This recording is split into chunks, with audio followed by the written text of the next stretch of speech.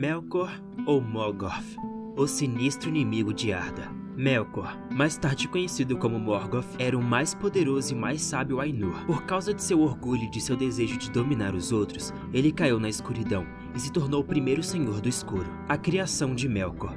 Antes da criação de Arda, o mundo, Melkor era o mais poderoso dos Ainur. Ele também continha o poder de todos eles, tornando-se assim um ser único e poderoso. Por causa de sua posição única, ele procurou criar vontades na forma de seu próprio criador, cobiçando muitas vezes o próprio poder de Eru, seu criador. Por vezes ele visitava o vazio, em busca da chama imperecível, o fogo secreto, que iria conceder-lhe essa capacidade, mas nunca a encontrou. Curiosidade: o fogo secreto ou a chama imperecível corresponde ao que se costuma chamar literalmente a alma do mundo. É muito interessante, pois comparar o modo com que Tolkien descreveu o fogo secreto com a descrição do processo de criação dos Silmarils, as joias feitas pelo artífice élfico Fëanor, que constitui o palmo da discórdia da principal parte do ciclo mitológico da Primeira Era. Continuando, Melkor tinha procurado preencher o vazio com seres que têm sensações e impressões como os animais, e estava insatisfeito com o abandono do vazio por Eru. Em vez disso, no qual esperava ser uma expressão de sua própria originalidade e criatividade, ele sustentou com Eru na música dos Ainur, introduzindo o que ele percebeu ser temas de sua autoria. Ao contrário de seu companheiro Ainur, Auli, Melkor era orgulhoso demais para admitir que suas criações eram simplesmente de Eru. Em vez disso, Melkor aspirava ao nível de seu pai, o verdadeiro criador de todas as possibilidades. Durante a grande música dos Ainur, Anundale, Melkor tentou alterar a música e introduziu o que acreditava ser elementos puramente de seu próprio projeto. Como parte desses esforços, ele desenhou a vontade de muitos Ainur mais fracos que ele, criando um oposto ao tema principal de Eru. Ironicamente, essas tentativas não subverteram verdadeiramente a música, mas somente elaboraram intenções originais de Eru. Sua música assumiu profundidade e beleza, precisamente por causa das discórdias e tristezas de Melkor, desarmonizadas, mas necessárias ao equilíbrio de tudo que foi criado, o tal do mal necessário. Silmarillion. Após a criação, muitos Ainur entraram em Ia. Os mais poderosos deles foram chamados de Valar, ou Poderes do Mundo. Os menores, que atuaram como seus seguidores e assistentes, foram os Maiar. Eles imediatamente ordenaram o universo e Arda dentro dele, de acordo com os temas de Eru, como melhor os entendia. Melkor e seus seguidores entraram bem em Ia, mas ele estava frustrado por seus colegas não irem reconhecê-lo como líder do novo reino. Apesar de ter uma parcela maior de conhecimento e poder do que todo o resto, na raiva e vergonha, começou a estragar e desfazer tudo que os Valar fizeram. Cada um dos Valar foi atraído a um aspecto particular do mundo, que se tornou o foco de seus poderes. Melkor foi atraído a extremos terríveis e violência, frio amargo, calor escaldante, terremotos, destruição, quebras, completa escuridão, luz ardente e etc. Seu poder era tão grande que, a princípio, os Valar foram incapazes de contê-lo. Ele, sozinho, sustentou com a força coletiva de todos os Valar.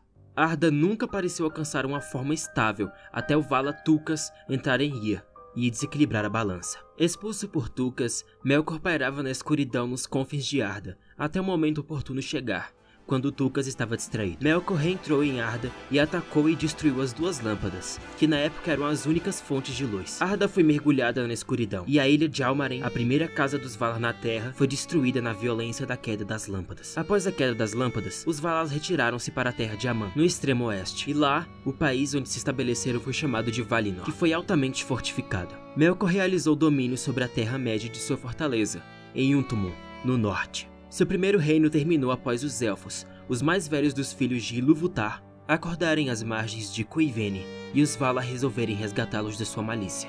Os Valar travaram uma guerra devastadora contra Melkor e destruíram Untumon. Ele foi amarrado com uma corrente especialmente forjada, Angainor, e levado para Valinor, onde foi preso nos salões de Mandos por 3 eras.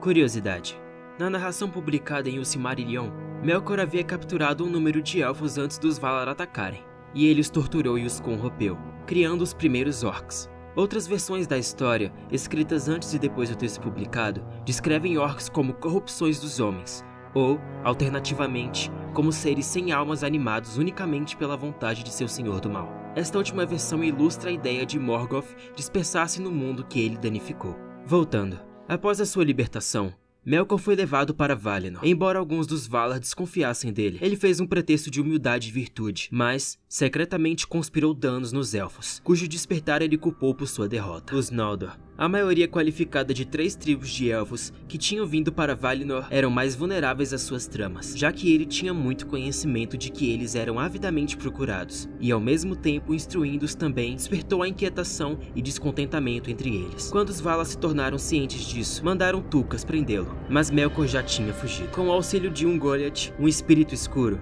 sob a forma de uma aranha monstruosa, ele destruiu as 2 árvores de Valinor, matou o rei dos Noldor, Finwë, e roubou as 3 Silmarils, joias feitas por seu filho Fëanor, que foram preenchidos com a luz das árvores. Por isso Fëanor chamou-lhe de Morgoth, que significa o inimigo negro do mundo, e os Eldar o conheceram por esse nome posteriormente. Morgoth retomou seu governo no norte da Terra-média, desta vez em Angband, uma fortaleza menor do que Undul, mas não completamente destruída. Ele a reconstruiu e a levantou acima do triplo pico vulcânico de Tangorondrim.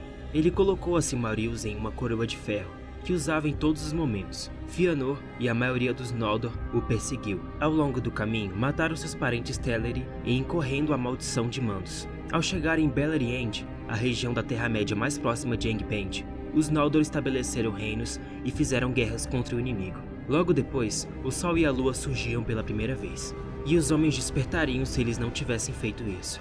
As principais batalhas da guerra que se seguiram incluíam a Dangor nu Inglatt, Batalha sobre as Estrelas, travada antes do primeiro nascer da Lua, Dagor Aglareb, Batalha Gloriosa, Dagor Bragollach, Batalha da Chama Súbita, em que o antigo cerco de Angband foi quebrado, e a Batalha de Nirnaeth Arnoindid, Lágrimas Incontáveis, quando os exércitos dos Noldor e os homens aliados com eles foram derrotados, e os homens do Oriente juntaram-se a Morgoth. Ao longo das próximas décadas, Morgoth destruiu os restantes reinos élficos, reduzindo seu domínio a uma ilha na Baía de Bala, na qual muitos refugiados fugiram, e um pequeno povoado nas Borcas de Sirion ficariam sob a proteção de Ulmo. Antes de Nirnaeth Arnoindid, o homem Beren e a elfa Lúthien, filha de Thingol, entraram em Angband e recuperaram uma Silmaril da coroa de Morgoth. Ela foi herdada por sua neta Elwë, que se juntou aos que habitavam nas Bocas de Sirion. Seu marido, Eärendil, usando a Silmaril em sua testa, navegou através do mar para Valinor, onde lutou com os Valar para libertar a Terra-média de Morgoth. Durante a guerra seguinte de Wrath, Beleriand e grande parte do norte da Terra-média foi destruída e remodelada. No fim, Morgoth foi totalmente derrotado, e seus exércitos foram quase totalmente abatidos. Os dragões foram quase todos destruídos, e Tangorondrim foi destruída quando Eärendil matou o maior dos dragões, Ankh-Alagon,